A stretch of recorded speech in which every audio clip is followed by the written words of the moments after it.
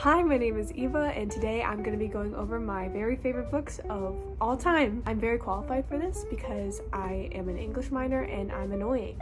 So I read a lot and I can talk about books for a very long time. I'm really excited. A little disclaimer, I do read a lot of books, but I think I tend to rate books in the 4-star range when I've really enjoyed them. And there's only a handful of books I've ever rated 5 stars. And this is a list of 5-star reads and also the books that have meant the most to me. There are some 5-star reads that I still love, but they have not impacted me hugely in my life. So this is like the highlights of the list. So let's get started. All right.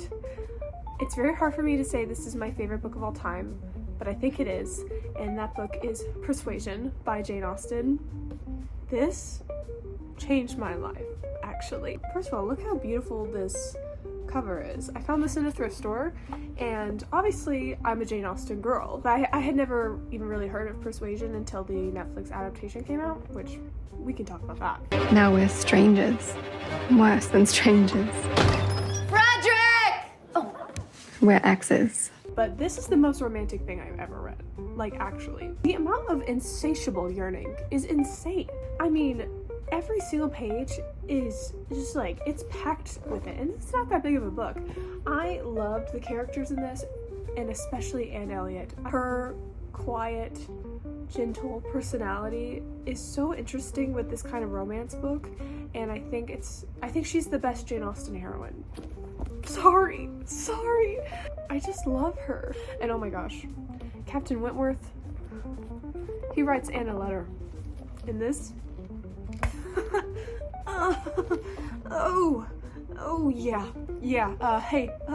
I'll never forget that. I'll never forget that. What I need is, I really need somebody to write a really good movie adaptation of this that actually does justice to Anne, and you don't just hire Dakota Johnson to be yourself. I'm sorry, okay? Dakota Johnson is not the spirit of my girl here, and I'll stand by that. It just deserves to be seen by so many more people, and I'll die on that hill. This is an amazing, amazing book. Okay, this is also right up in the ranks of my favorite book ever, and that is The Secret History by Donna Tartt. Oh my gosh. This is dark academia mystery realness. I could live in this book. Not necessarily because I want to be there, but just the vibes of it. Like, this is the most moody, atmospheric novel I've ever read. Like, I really felt like I was going to school in New England and I was there in class with them learning about the Greek classics. I loved it so much, and it made me feel so smart. It really made me feel so smart. There would be times when they'd be talking about the poetics and I was like, I know what the poetics is and I know what it's about. Actually, I love this book. It's amazing storytelling. The structure of it is perfect. The writing is perfect. It's so visual. It's also the first time I ever read a book with an unreliable narrator that actually I really, really loved. And it's perfect for fall. I think the first time I read this, it was in the summer. I read it at the beach in a haze, super, super fast. But I really want to reread this fall. I don't think I'm gonna have time. The characters in this are literally insane, and they're kind of bad. Like, actually, they're all kind of bad. But I love it. Like, they feel like real people who are just actually insane. I highly, highly recommend it. It's so easily a 5-star book for me. Okay, the next book on my list is Circe by Madeline Miller. This book, this is my Roman Empire. This is what I think about all the time. I'm so obsessed with her writing style. I mean, I know lots of people have read her other very popular book, Song of Achilles, and I did love Song of Achilles, and it did make me cry. But this is so good. Circe is a retelling of the Odyssey, which in the Odyssey there's a moment where they meet a witch named Circe on her island, and she turns all the men into pigs. Hey, that's my queen, actually. And Madeline Miller does a lot of research for her books. And if you're into Greek mythology, you are gonna love this. This is like the weeds of it. And it goes back to the Titans and all kinds of stuff. And it just goes through her life. I love it so much. And it really made me cry like a baby. And not even because it was sad. Like, Song of Achilles broke my heart. But this made me cry just because of how beautiful it was. And the ending. It's the kind of book that makes you really appreciate being alive and being in the moment and being human, and it's so incredibly beautiful. And it's a perfect standalone novel, and that's really hard to do, and I just really admire her, and I can't recommend this enough. Another good fall read, honestly. It's really good for that. Alright, we gotta talk about this. This was always going to appear on the list, whether or not anybody's happy about it, including me. And that is the Throne of Glass series by Sarah J. Maas. Stop. Okay, we all knew this would happen. And listen, I'm an original fan. I am an original fan. I have been in the weeds with Throne of Glass since I was 13 years old, okay? Look at this. This is an original cover. Yeah, it's ugly. It's ugly, okay? Who is that? That is not the main character of this book. Anybody who's read this knows. Who is that? But listen, it's so much better than A Court of Thorns and Roses, and I'm sorry, it is. I like A Court of Thorns and Roses. I do. A Court of Mist and Fury, hey, that's addicting. That's addicting. A Court of Silver Flames, yeah, that's good. This series is actually good. Like, I feel like A Court of Thorns and Roses is a little, it's kind of like trashy fun, kind of like Twilight. And this definitely has elements of trashy fun, especially in the beginning. It's like, oh, she's in a competition, she's doing all this stuff. Just one thing I really, really love about this series, though, is that it just gets better and better as it goes on. And, I mean, this is the first book, and it's fine. Like, it's good. Definitely intrigued me when I was 13. I remember vividly being in Books A Million and going through the YA shelves and seeing this. And what's crazy is when I got these books, the latest book that had come out was Empire of Storms. So I've been there. And, you know, back in the day, there was not a huge fan base for this. And I'm really happy that they're getting their flowers now. Okay, I'm a Kale apologist. I'm sorry. I think if you're gonna read Tower of Dawn and try to read it at the same time as Empire of Storms, you're crazy. Not because it's a crazy thing to read 1,000 pages at once like that. That's fine. It's the fact that you're gonna just brush over his character arc. Tower of Dawn is my favorite book in the series. Okay? That's the book that I gave 5 stars from this series. That is the book that her world building is the most well thought out, and that's the book that I think her characters are the most fleshed out. They're so good. And Aelin, that's my girl. When I was 13 or 14, I needed that kind of female figure. I remember talking about it with my friends, and it was inspiring. The way that she thought about herself and the way that she carried herself, I just wanted to be that strong. And so I'll stand by these books. And yes, they're romance, yeah, okay? They're romance books. But Throne of Glass has a lot going on, and it's a great fantasy read. And the foreshadowing and the planning and everything that went into it is fantastic. And if you don't read it, I'm sorry. I think you're missing out a little bit. And Throne of Glass is such a great series to get into for people who are not big readers, and I'll stand by that. And there's nothing wrong with gateway fiction.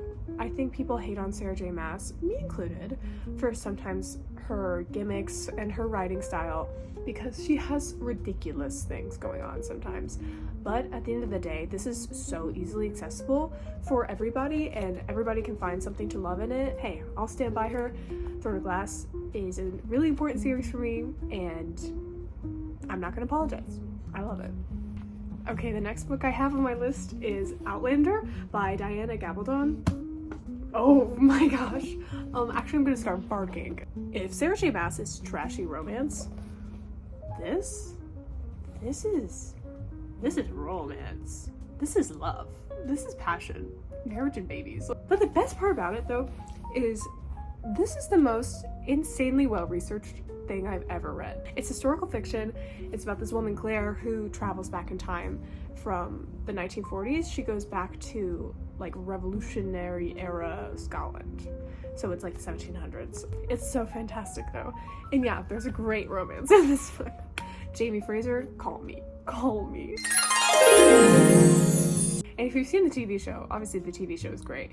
And that's what I watched first. I watched it before I read this. And I kind of wish I didn't, but that's okay. It was really fun, though, to read the book and get all the details that you can't really have in the TV show. But they did a really great job, especially in the first season, staying really close to the book. And I mean, this is just so much fun. I think it's like a higher level of romance than kind of the book talk thing, especially with the historical elements, but I think it's so fantastic. And this is another thing I read at the beach one time, and I just consumed it in a haze.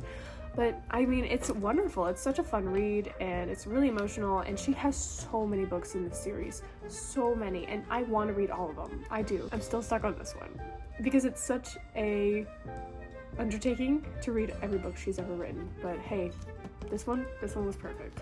Okay, my next book on this list is, everybody could predict, Pride and Prejudice by Jane Austen. Like, what am I supposed to say? What am I supposed to say? It is literally the original Enemies to Lovers. Sorry, it is. You can't outdo the doer. It's fantastic. And yes, the girding is extreme in persuasion, but this is the original. And I am a 2005 Pride and Prejudice believer.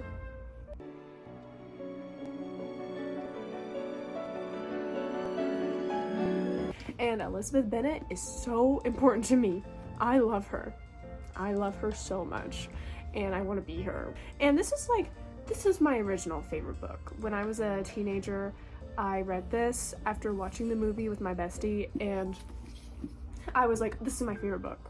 And I stood by that for a long, long time until she was dethroned. I still love it so much. I think it's so special, and it really opened my eyes to like this kind of style of writing, like historical fiction, historical romance, and period dramas in general. I love that now. And this was the first one I really, really loved. And I think it's important to talk about Jane Austen's impact. I mean, she made everyday life worthy enough to be in a book, and everybody loved it, and I love it.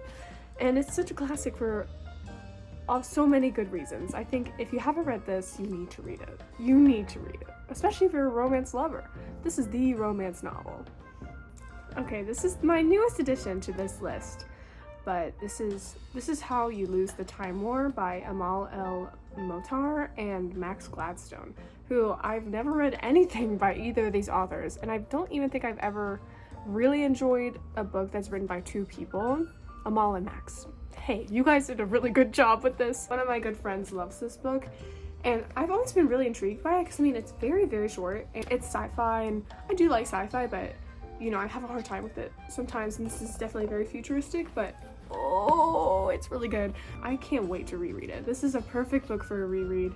Everything was so well planned in this book. It's laid out from the beginning, and I was crying my eyes out on the plane home reading this. I mean, this is a beautiful, beautiful book, and it surprises you, and it captures you, and I just really, really, really liked it, and I didn't hesitate to give it 5 stars, and I highly, highly recommend it for a very quick, very impactful read. Okay, the next one I have is Frankenstein by Mary Shelley. Oh, Mary Shelley, she is so cool. I just have to say, she paved the way for women in sci-fi and horror and everything. Like, she really made so many boundaries of the genre, and she's amazing. I had to read this for class, and you know, I wasn't like bummed about reading it for class, but I wasn't excited, and it totally surprised me. It's really fast-paced.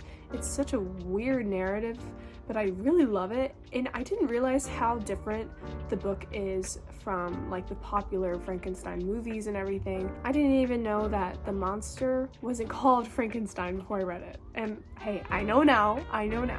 And this is about Victor Frankenstein, okay? It totally won me over. I love the moody atmosphere. It's really gothic. It's really not that long either, and I just really, really enjoyed it. I don't think there's anything wrong with this book. It's 5 stars, and hey, it's perfect for fall. It's literally spooky season. Go read Frankenstein if you haven't. It's a classic for a reason. Alright, and my last pick for my list of favorites is actually not a book, but a play, and it's Shakespeare's Much Ado About Nothing. I'm sorry. I love this so much. It's probably my favorite play. It's definitely my favorite of Shakespeare's. I love it so much. And obviously it's great on a read, but it is such a comedy. There are so many great jokes in this, and I think you need to see it to really appreciate it. I was lucky enough this summer to go see it at the Globe, and it was wonderful. It was wonderful. But I would highly, highly recommend the version with David Tennant and Catherine Tate. It was wonderful, and Benedict and Beatrice are such a great pair, and this is actually another original Enemies to Lovers, because they bicker and fight. But the great thing is, like, you can tell in the beginning, like, they kind of like each other already. Like, it's already there. Oh, it's just so fun. But there are great emotional moments too, especially like with Hero and everything. And yeah, I just love it so much. And it's 5 stars, and it's my favorite Shakespeare, and I want to do it so bad. Okay, that's really it for me. That really is. I tried to keep my list as small as possible, and it was really, really hard. And there are so many books I've loved, and lots of books that I've hated, so maybe I'll talk about that next time. Yeah, thanks for watching. I hope maybe you've been interested by some of the books that I've read. I've reread lots of these many times, and I can't wait to reread them again. Talking about them is reminding me why I love them. But yeah, that's all I have, so thank you so much for watching, and I'll see you the next time I'm sitting on my floor talking about books. Bye!